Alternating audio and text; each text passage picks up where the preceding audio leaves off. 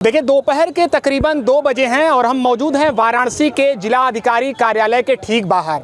SC आरक्षण मुद्दे को लेकर जो राजभर समाज के लोग हैं वो यहाँ पर पहुँचे हैं। हम उनसे बात करेंगे कि उनके मुद्दे क्या हैं। हालांकि उन्होंने स्पष्ट कर दिया है कि इस आरक्षण को लेकर वह आगे निकलेंगे और अपने संघर्ष को जारी रखेंगे।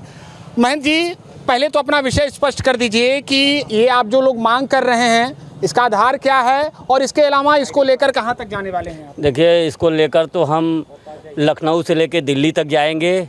और आधार की जो बात की है तो हम ऑलरेडी 3 राज्य में अनुसूचित जनजाति में हैं, मध्य प्रदेश, महाराष्ट्र और छत्तीसगढ़। एक आधार तो ये है। दूसरा आधार 2017 के गाइडलाइंस है जिसमें 5 बिंदु है। 5 बिंदु में 2 बिंदु आपको फॉलो करना है। उसमें भी पिछड़ा और आर्थिक है।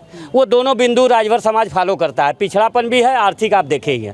तो ये लड़ाई का बिगुल जो है राजभर समाज जैसे मुगलों से महाराजा सुहेलदेव लड़े, कहा जाए आक्रांताओं से लड़े अपने देश के लिए, तो अब राजभर समाज अपने अस्तित्व और अपने लिए खुद लड़ने जा रहा है। अच्छा महंत जी, एक बात बताइए कि उत्तर प्रदेश में आपके ही समाज से 2 लोग कैबिनेट मंत्री हैं, क्या लगता है कोई हितैषी आज तक नहीं बन पाया?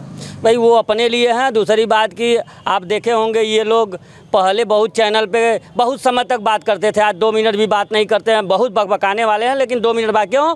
क्योंकि इनके पास अपने समाज के अधिकार के लिए कोई बात नहीं है, न कोई विकास के लिए बात है, न इनके अस्तित्व की बात है। ये बस जैसे कहा जाए कि भाजपा सरकार जैसे सुप्रीम कोर्ट ने जो आदेश किया उससे राम मंदिर बना तो भाजपा कहती हम बनाए, उसी तरह महाराजा सुहेलदेव का मूर्ति हमारे यहाँ के जो तत्कालीन इस समय वर्तमान में जो सांसद है माननीय वीरेंद्र सिंह, आप देखे होंगे सारनाथ के क्षेत्र में 24 फीट की मूर्ति लगी है और वो भी इंटरनेशनल जगह पे तिराहे पर मूर्ति लगाए वीरेंद्र सिंह। मूर्ति का फायदा ओम प्रकाश राजभर जय सुहेलदेव जय सुहेलदेव जय सुहेलदेव करके ले। ओम प्रकाश राजभर जी का जिक्र किया तो उनकी पार्टी से एक जो विधायक हैं वो काफ़ी सुर्खियों में हैं, बेदीराम जी की बात कर रहे हैं।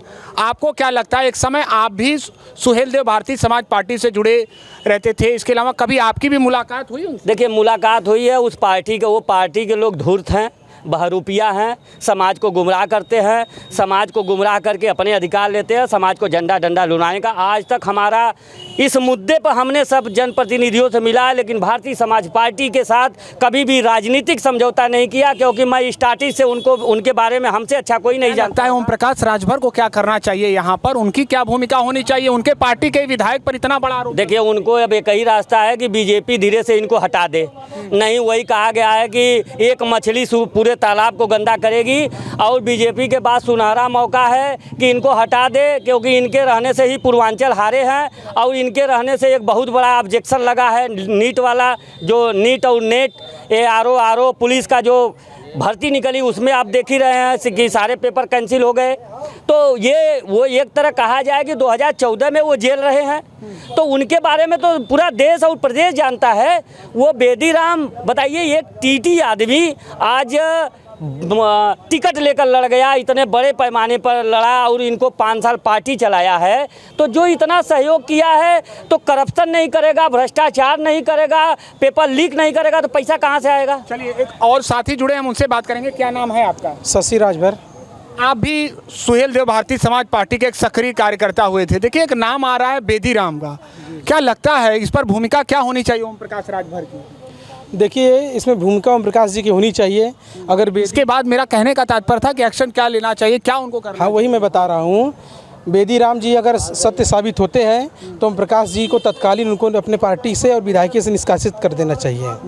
इसके अलावा अच्छा, इसके अलावा आप लोग जो मांग कर रहे हैं एसटी आरक्षण की, 2 आप लोगों के समाज से कैबिनेट मंत्री हैं, इसके अलावा काफ़ी लंबे समय से आप लोग जुड़े भी रहे हैं, लेकिन फिर भी कहाँ लगता है कहाँ कमी रह गई, कहाँ आवाज़ नहीं पहुँची? देखिए, आपने बिल्कुल सही कहा।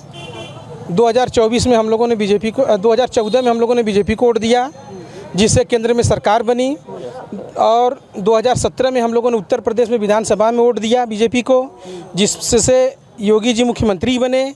उसी मुख्यमंत्री बने, इसीलिए एक उस समय तत्कालीन एक कैबिनेट मंत्री बनाए गए, एक स्वतंत्र प्रभार मंत्री बनाए गए अनिल राजभर। तो वो उस समय पूरा राजभर झूम कर एकदम भारतीय जनता पार्टी को वोट किया था। तो योगी जी को लग रहा है कि वो जो राजभर वोट किए हैं इन्हीं लोगों की वजह से किए हैं, लेकिन राजभर समाज को ये लगा कि नहीं, सपा बसपा ने धोखा दिया है तो हम भाजपा को अगर लाएंगे तो हमारे समाज को अधिकार मिल जाएगा। लेकिन अब राजभर समाज ये नेताओं की वजह से वोट नहीं दिया, वो अपने अधिकार के हक के लिए वोट दिया था। अब भारतीय जनता पार्टी की 2017 में सरकार बनाया, 2022 में बनाया, 2019 में केंद्र में बनाया था, और 2024 में हम लोगों ने भाजपा को वोट इसलिए नहीं दिया कि हम लोगों ने 4 बार मुख्यमंत्री प्रधानमंत्री बना दिए। लेकिन आप जो है हमें अधिकार देने का नहीं काम कर, 2024 में हम आपके साथ नहीं रहेंगे और पूरा पूर्वांचल बीजेपी को हराने का। 27 में क्या होगा? 27 में अगर इस मुद्दे के साथ अगर हम भारतीय जनता पार्टी यानी आदित्यनाथ योगी जी अगर हमारे आरक्षण को प्रस्ताव बनाकर उत्तर प्रदेश से केंद्र को नहीं भेजते हैं तो 2027 में हम लोग जैसे वो मेरा काम नहीं करेंगे उसी तरह हम उनका कुर्सी से हटाने का काम करेंगे। क्या लगता है आपको, सुभाषपा, भाजपा या अन्य दल में से कौन हितैषी होगा और समर्थन किसको होगा 27 में? देखिए, पहले तो आप जिनका नाम ले रहे हैं अनिल राजभर, ओम प्रकाश राय, ये लोग आधे अंधे आधा बहिरा हैं।